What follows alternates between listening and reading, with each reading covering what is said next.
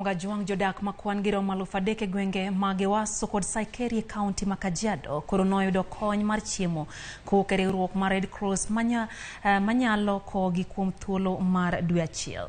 Jarop jagoro mar Red Cross ma ochung' ne chenro mag konyo Uganda Anet Musambeni nowacho ni tend piny Kenya koro osechwalo kony mag chiemo ne oganda man kod midhiero mar ngaji chiegni kuonde duto manyalore.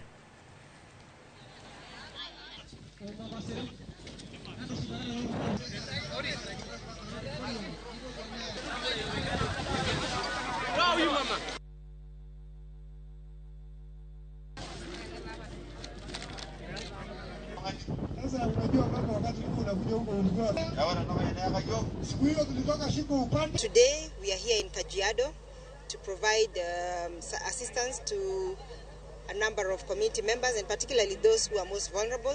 Today we are targeting 3,000 households in the two sites where we are distributing, here at Sankeri and also at Waso. We are providing rice, we are providing beans, cooking oil and salt, so that the families can have some level of relief.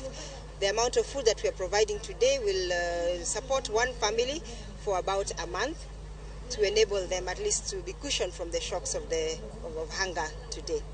Na hapa kwetu kabisa kuna njaa kubwa sana ambayo imeaffect watu wengi, especially watoto.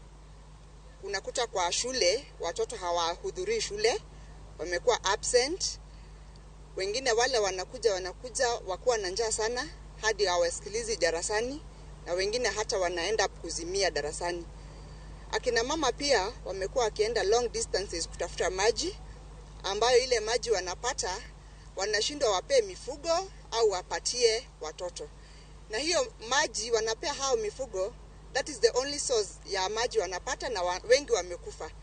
Kwa hivyo hali ya umaskini na hali ya uchochole imekuwa kubwa sana katika eneo letu la Waso. We really ask a short-term support by the government in providing with us food, providing with us water, and making sure we reach all this affected population. Nimeshukuru kwa Red Cross kwa kutusaidia, na tunataka kumwambia hao wazee wasiende kuuza chakula kwa shangaa na kwenda kutumia kwa njia zingine mbaya. Tunamwambia hiyo chakula ya watoto wapeleke nyumbani, na pia tunashukuru kwa mama Bibi Arkadi Kashagwa kwa kutusaidia.